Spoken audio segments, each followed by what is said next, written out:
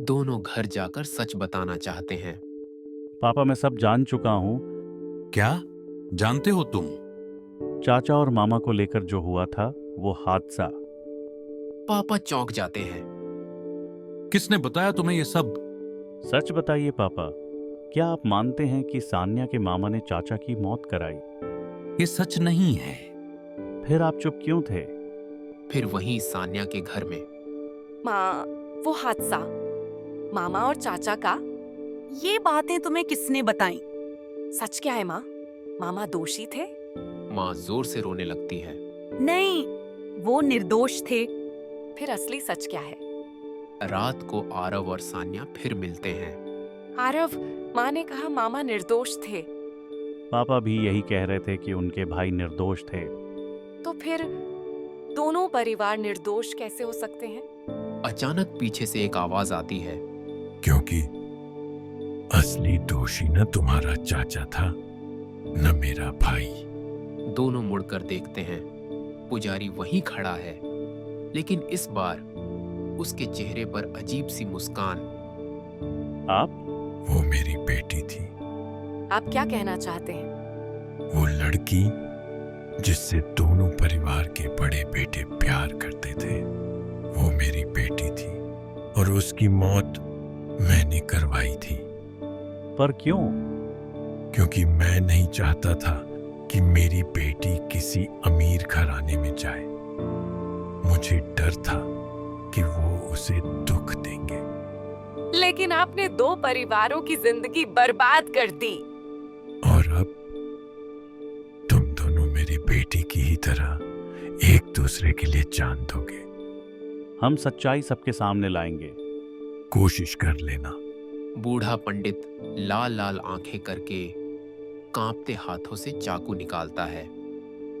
लड़का लड़की उस अंधेरे मंदिर में एक दूसरे का हाथ कसकर पकड़ लेते हैं। पंडित उनकी तरफ बढ़ता है। कदम दर कदम हवा तक थम चुकी थी। वो चाकू उठाता है कि तभी मंदिर की घंटी अपने आप जोर से बज उठती है। पूजा का बड़ा सा दीपदान जमीन पर गिरता है और उसकी लौ एकदम से तेज हो जाती है। पंडित चौंक जाता है।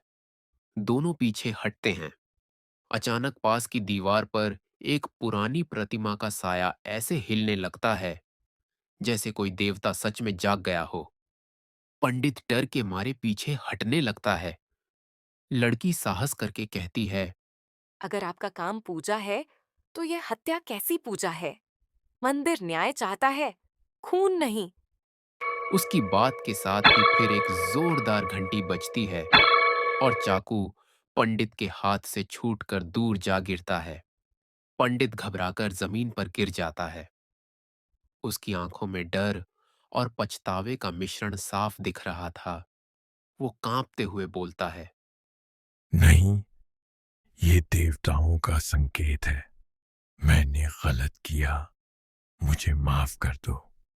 लड़का लड़की जल्दी से बाहर निकलते हैं।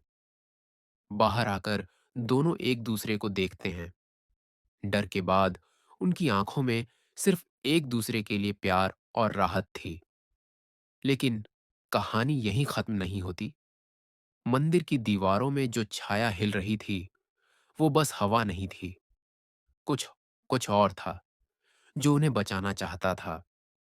मंदिर से बाहर आते ही लड़का लड़की अभी भी डरे हुए थे, लेकिन तभी पीछे से गाड़ियों की रोशनी उन पर पड़ती है।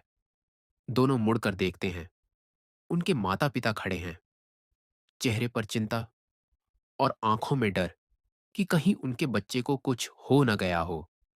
लड़की की मां दौड़कर उसे गले लगा लेती है। तू ठीक है ना बेटा? हमें सब पता चल गया। तुम दोनों एक दूसरे से प्यार करते हो और हमने ही तुम्हें गलत समझा। लड़का अपने पिता के सीने से लगते हुए बोलता है, पापा, हमने भागने की नहीं सोची थी, बस साथ रहने की। बेटा, अगर प्यार सच्चा है तो माँ बाप का कर्तव्य है कि वो उसका साथ दें, न कि रोकें। दोनों परिवार एक दूसरे को देखते हैं और एक ही पल में सब कुछ बदल जाता है। जो रिश्ते नाराजगी से भरे थे, आज उसी जगह मुस्कान और समझ खड़ी थी। अगले ही दिन सब मिलकर मंदिर जाते हैं, लेकिन इस बार डर के लिए नहीं, खुशी के लिए। दोनों की शादी बड़े ही धूमधाम से कर दी जाती है।